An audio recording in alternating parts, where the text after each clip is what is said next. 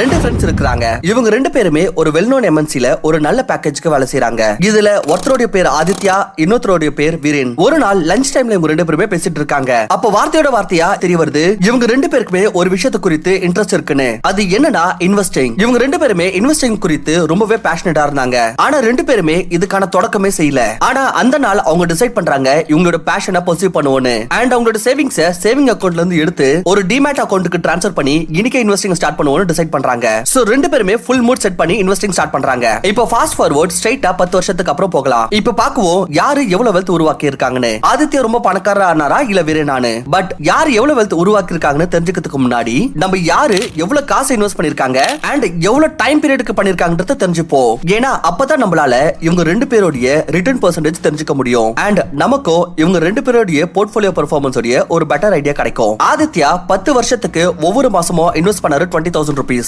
வெல்லுது வீரனுடைய இன்வெஸ்டட் அமௌண்ட்டை விட கொஞ்சம் அதிகம். ஏன்னா வீரன் இன்வெஸ்ட் பண்ணது 15,000 ரூபாய் ஒவ்வொரு மாசத்துக்கு. இப்போ என்ன இருக்கணும்னா ஆதித்யா கிட்ட ஃபைனல் அமௌண்ட் வீரனை விட அதிகமா வந்திருக்கணும். ஆனா நடந்தது இதுக்கு ஆப்போசிட்டா. ஆதித்யா 10 வருஷத்துல 52 லட்சம் ரூபாய் வெல்த் உருவாக்கி இருக்காரு. ஆனா வீரன் இவரோட இன்வெஸ்டட் அமௌண்ட் கம்மி. ஆனா இவர் ஆதித்யா விட கிட்டத்தட்ட 22 லட்சம் ரூபாய் அதிகமா சம்பாதிச்சிருக்காரு. இவருடைய வெல்த் 10 வருஷத்துல 75 லட்சம் ரூபாய் ஆயிருக்கு. அதாவது வீரன் ஆதித்யா விட அதிக பணக்காரா இருக்காரு. ஆனா ஆக வேண்டியது இதுக்கு ஆப்போசிட். பட் இந்த மாதிரி நடந்ததுக்கான காரணம் என்ன?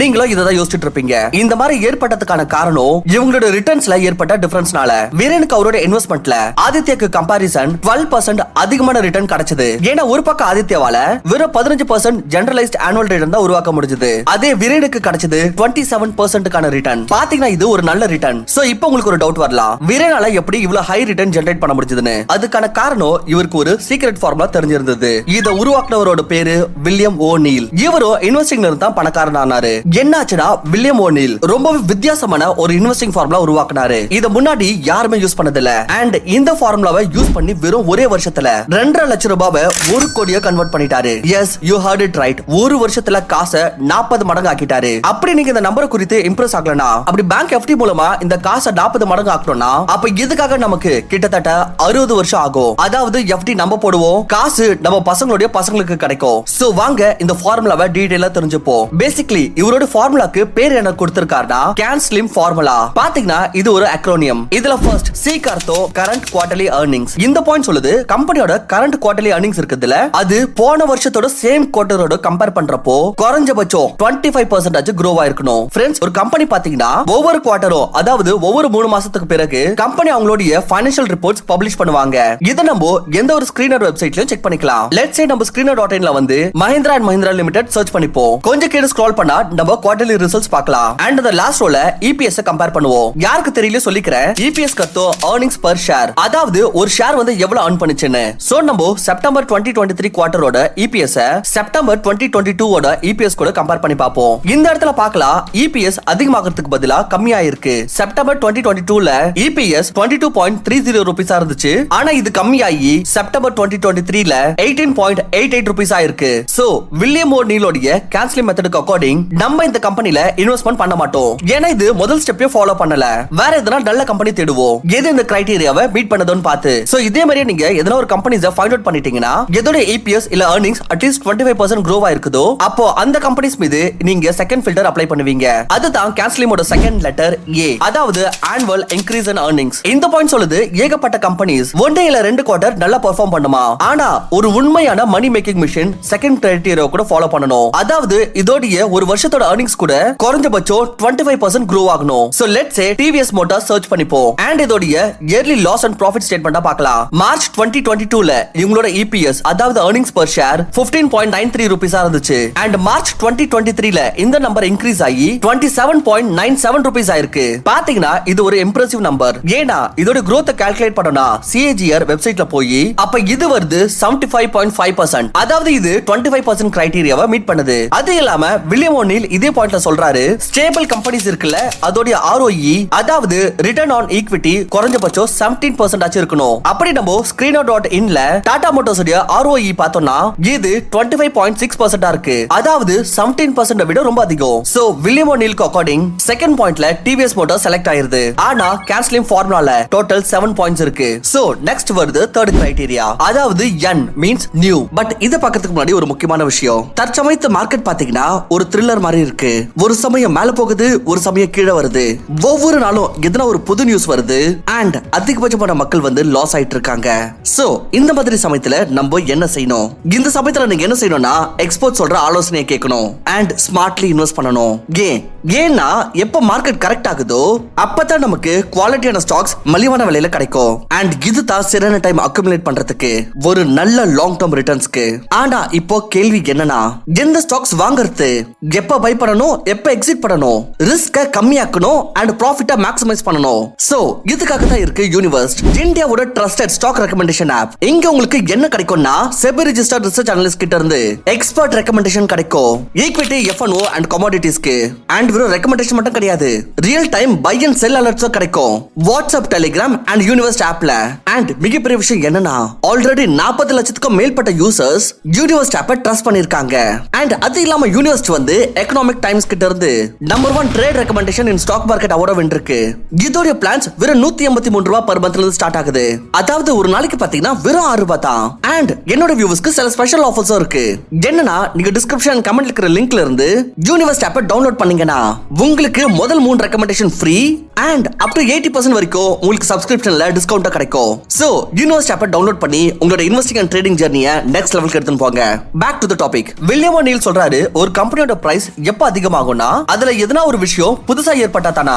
நியூ, அதாவது கம்பெனி எதனா ஒரு புது ப்ராடக்ட் லான்ச் பண்ணிச்சுனா, உதாரணத்துக்கு ரிலையன்ஸோட கேஸ்ல ஜியோ லான்ச் ஆன மாதிரி, இல்லனா ஒரு புது மேனேஜ்மெண்ட் கம்பெனிக்கு வர்றப்போ யார் மீது மக்களுக்கு நம்பிக்கை இருக்குதோ, அதாவது இவங்க கம்பெனியை நல்லா நடத்துவாங்கன்னு. எப்படின்னா ஆப்பிள் கேஸ்ல ஸ்டீவ் ஜாப்ஸ் ஆப்பிள் கம்பெனி விட்டு வெளியே அனுப்பின பிறகு திரும்ப கூட்டிட்டு வந்தப்போ அப்ப அந்த சமயத்துல ஷேரோட பிரைஸ் ரொம்பவே இன்க்ரீஸ் ஆயிடுச்சு. இன் ஷார்ட், கம்பெனில எதனா ஒன்னும் புதுசா நடக்கணும். சோ ஒரு ஸ்பெசிபிக்கான கம்பெனில என்ன புதுசா லான்ச்ல ஆக போகுது அப்படின்றத தெரிஞ்சுக்க இதுக்கான பெஸ்ட் சோர்ஸ் நம்ம இந்த கம்பெனிஸோட earnings கால கேட்கலாம். இதுல உங்களுக்கு நெக்ஸ்ட் குவார்ட்டர்ல என்னெல்லாம் நடக்க போகுதுன்றத குறித்து எல்லா டிஸ்கஷன்ஸும் தெரிய வந்துரும். சோ இதுக்கு நீங்க சிம்பிளி யூடியூப்ல earning கான்ஃபரன்ஸ் கால் கூடவே அந்த கம்பெனியோட பேரை டைப் பண்ணி தெரிஞ்சுக்கலாம். அடுத்தது 4th கிரைட்டீரியா வருது, எஸ், அதாவது சப்ளை அண்ட் டிமாண்ட். இங்க பாருங்க, நம்ம இத புரிஞ்சுக்கிறது ரொம்பவே அவசியம். ஒவ்வொரு விஷயத்தோட பிரைஸும் அதோட சப்ளை அண்ட் டிமாண்டோட பேசிஸ்ல தான் இருக்கு. லெட்ஸ் இமேஜின், உலகத்துல கடைசியா 1 லட்சம் ஐபோன்ஸ் தான் இருக்குது. ஆனா இந்த உலகத்துல 10 லட்சம் பேருக்கு இந்த ஐபோன்ஸ் தேவை. சோ இதுக்கு அர்த்தம் ஐபோனோட டிமாண்ட் அதிகமா இருக்குது, ஆனா சப்ளை ரொம்பவே கம்மியா. அப்ப இந்த கேஸ்ல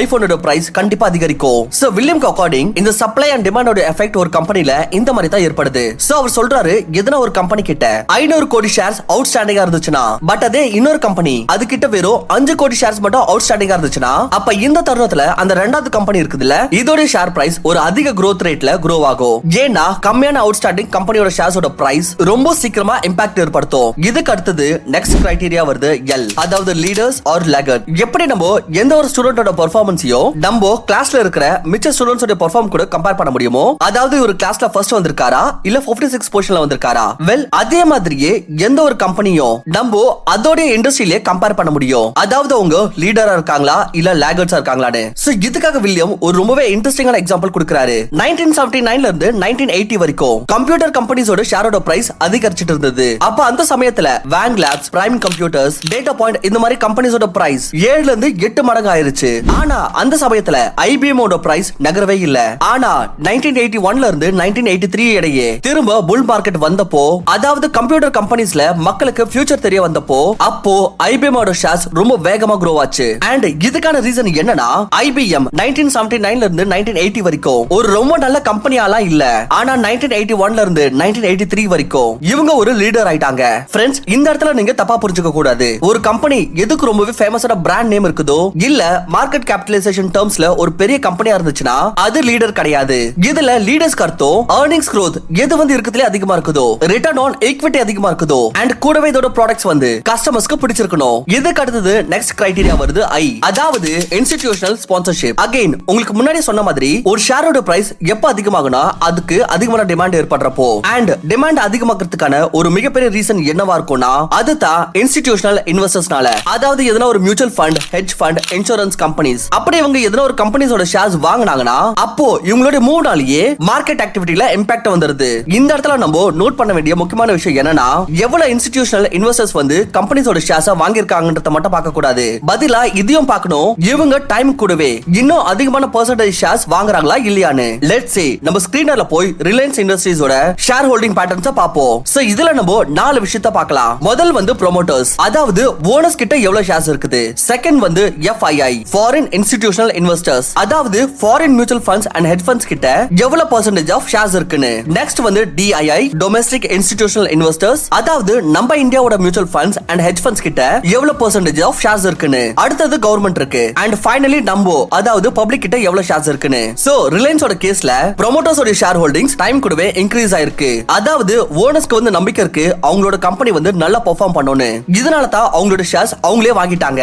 இது இல்லாம ஃபாரின் இன்ஸ்டிடியூஷனோட ஷேர் ஹோல்டிங்ஸ் ஆல்மோஸ்ட் சேமா தான் இருக்கு. அண்ட் டொமஸ்டிக் இன்ஸ்டிடியூஷனோடது கிராஜுவலா இன்க்ரீஸ் ஆயிருக்கு. இன் ஷார்ட் இந்த பர்టిక్యులர் கேஸ்ல டேட்டா அவ்வளவு கிளியரா இல்ல. இதுக்கான ரீசன் என்னவா இருக்கலாம்னா இந்த கம்பெனி ரொம்பவே பெருசாயிடுச்சு. அண்ட் புது கம்பெனிஸோட கேஸ்ல நம்ம டேட்டாஸ் இன்னும் கிளியரா இருக்கிறத எக்ஸ்பெக்ட் பண்ணலாம். நெக்ஸ்ட் வருது M, அதாவது மார்க்கெட் டைரக்ஷன். வில்லியம் சொல்றாரு கடந்த 6 பாயிண்ட்ஸ்ல 6 வந்து கரெக்ட்டா வந்துருச்சுனாலும் பட் இந்த பாயிண்ட்ல நம்ம தவறாயிட்டோம்னா, அதாவது மார்க்கெட்டோட ஓவரால் மூட் எப்படி இருக்குதுன்றது தெரியாம போச்சுனா அப்போ மோஸ்ட் ப்ராபபிலி நம்ம காசை லூஸ் பண்ணிடுவோம். ஏன்னா நம்ம கொரோனா வைரஸ் டைம் எடுத்துக்கலாம். அப்ப மார்க்கெட் பேனிக்ல இருந்துச்சு அண்ட் எல்லாருமே ஷேர்ஸ் செல் பண்ணிட்டு இருந்தாங்க. அப்ப அந்த சமயத்துல எதனா ஒரு கம்பெனியை குறித்து முதல் 6 கிரைட்டீரியா சரியா இருந்துச்சுனாலும் ஆனா இந்த 7வது கிரைட்டீரியா ஃபெயில் ஆயிடுச்சுனா அப்ப நம்மளுடைய ஓவரால் பெர்ஃபார்மன்ஸ் மோசமா தான் இருக்கும். அண்ட் இன்னொரு இன்ட்ரெஸ்டிங்கான விஷயம் வில்லியம் சொல்றாரு, நீ யார் சொல்றதையும் கேட்காத உன்னால வந்து மார்க்கெட்டை டைம் பண்ண முடியாதுன்னு சொன்னா அந்த ஆட்களுக்கு தான் மார்க்கெட் வந்து சரியா டைம் ஆயிருக்காது. இதனால தான் அவங்க யோசிக்கிறாங்க அவங்களால இதை செய்யவே முடியாதுன்னு. இப்ப எல்லா வேல்யூ இன்வெஸ்டர்ஸோ இந்த விஷயத்தை குறித்து அக்ரி பண்ண மாட்டாங்க.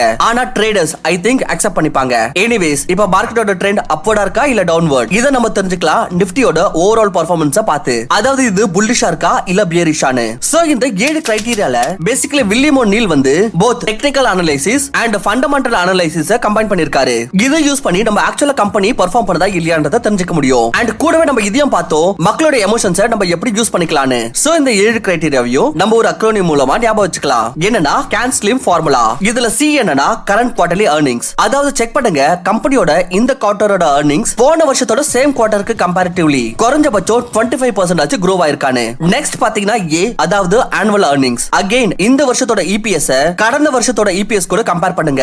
அது இன்க்ரீஸ் ஆயிருக்கா இல்லையான்னு பார்க்கணும். அண்ட் அதுவும் குறைஞ்சபட்சம் 25% ஆச்சு ஆயிருக்கணும். அண்ட் கூடவே ROE, அதாவது ரிட்டர்ன் ஆன் ஈக்விட்டி பாருங்க குறைஞ்சபட்சம் 17% ஆச்சு இருக்கானே. என்ன அர்த்தம் என்னன்னா நியூ, அதாவது கம்பெனில எதனா ஒரு புது மேனேஜ்மென்ட் வருதா இல்ல எதனா ஒரு புது ப்ராடக்ட் லான்ச் பண்றாங்களா அப்ப இந்த மாதிரியான தருணத்துல இதோட பிரைஸ் இன்க்ரீஸ் ஆகிறதுக்கு அதிகமான சான்சஸ் இருக்கு. நெக்ஸ்ட் பாத்தீங்கன்னா எஸ், அதாவது சப்ளை அண்ட் டிமாண்ட். இதுல நம்ம என்ன பார்த்தோம்னா எந்த கம்பெனிஸோட அவுட்ஸ்டாண்டிங் ஷேர்ஸ் வந்து ரொம்ப கம்மியா இருக்குதோ அதோட பிரைஸ் இன்க்ரீஸ் ஆகிறதுக்கு அதிகமான சான்சஸ் இருக்கு. நெக்ஸ்ட் பாத்தீங்கன்னா எல், அதாவது லீடர்ஸ் ஆர் லாகர்ட்ஸ். அதாவது நம்ம எந்த கம்பெனில வந்து இன்வெஸ்ட் பண்ண போறோமோ அவங்க அந்த இண்டஸ்ட்ரியில லீடரா இருக்காங்களா இல்ல லாகர்டா இருக்காங்களான்னு செக் பண்ணணும். அதாவது டாப் 3 பொசிஷன்ல அந்த கம்பெனி இருந்துச்சுன்னா அப்ப அதோட பிரைஸ் இன்க்ரீஸ் ஆகிறதுக்கு அதிகமான சான்சஸ் இருக்கு. நெக்ஸ்ட் என்னவா இருந்துச்சுன்னா ஐ, அதாவது இன்ஸ்டிடியூஷனல் இன்வெஸ்டர்ஸ். அதாவது எதனா ஒரு மியூச்சுவல் ஃபண்ட் இல்ல ஹெட்ஜ் ஃபண்ட் வந்து அந்த கம்பெனிஸோட ஷேர்ஸ் வாங்குறாங்கன்னா அப்ப பக்கா இதனால அதோட பிரைஸ் கண்டிப்பா இன்க்ரீஸ் ஆகும். And again supply and demand principle தான் இங்க வர்க் ஆகுது.